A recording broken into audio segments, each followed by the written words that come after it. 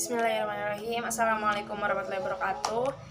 Saya Sarah Imro'atus Sholihah dengan NIM 204-22121 dari Program Studi Pendidikan Agama Islam, Fakultas Ilmu Agama Islam. Semoga apa yang saya sampaikan bisa bermanfaat dan juga bisa diterapkan dalam kehidupan sehari-hari dan juga bisa kita amalkan. Di sini saya akan menyampaikan materi yaitu tentang teori belajar dari beberapa aliran. Ada behaviorisme, kognitivisme, konstruktivisme, humanisme, dan juga sibernetik dari psikologi belajar. Munculnya teori belajar karena para ahli di bidang pendidikan telah melakukan banyak penelitian. Terdapat penelitian tentang belajar dan pembelajaran. Nah, ditemukannya fakta bahwa terdapat kesulitan atau hambatan dalam menjelaskan proses pembelajaran karena setiap manusia itu memiliki kapasitas yang berbeda-beda dalam proses pembelajaran. Nah, oleh karena itu muncullah teori belajar yaitu behaviorisme, kognitivisme, konstruktivisme, humanisme, dan juga sibernetik. Nah, yang pertama ada teori behavioristik. Teori behavioristik ini adalah perubahan tingkah laku sebagai akibat adanya interaksi antara stimulus dan juga respon. Dengan kata lain, belajar itu merupakan bentuk perubahan yang dialami oleh siswa dalam hal kemampuan untuk bertingkah laku dengan cara yang baru. Nah, ini tuh sebagai akibat hasil dari adanya interaksi stimulus dan juga respon. Yang kedua, teori kognitivisme. Kognitivisme ini teori yang menggambarkan bahwa belajar adalah aktivitas internal yang terdiri dari beberapa proses seperti mengingat, kemudian pemahaman, mengolah informasi, dan lain-lain.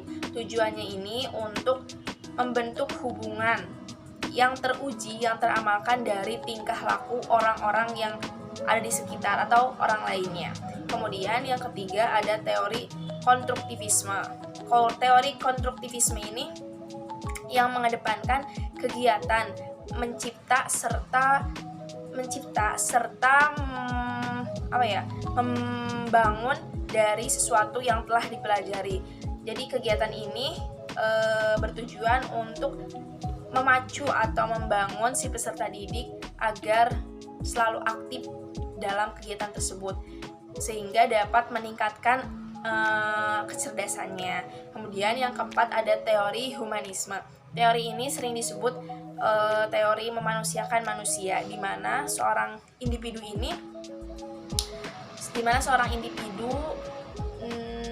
dalam hal ini peserta didik dapat menggali kemampuannya sendiri dan yang bisa diterapkan dalam lingkungannya nantinya. Kemudian di lingkungannya. Nah, contohnya itu seperti guru menjelaskan ulang kepada muridnya untuk memastikan agar pelajaran atau materi yang disampaikan benar-benar dimengerti atau dipahami oleh seorang peserta didik. Kemudian yang kelima ada terakhir teori sibernetik. Teori sibernetik ini merupakan perkembangan dari teori belajar kognitif yang menekankan peristiwa bahwa belajar itu adalah proses internal yang terjadi yang tidak dapat diamati secara langsung dan terjadi perubahan.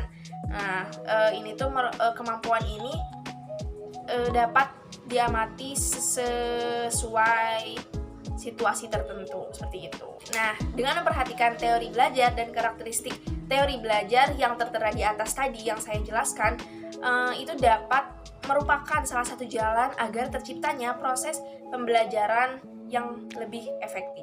Maka dari itu, pendidik harus benar-benar memperhatikan bagaimana pengimplikasian teori tersebut. Oke, baik, cukup sekian dari saya. Semoga bermanfaat. Billahi taufiq wal hidayah. Wassalamualaikum warahmatullahi wabarakatuh. Bye.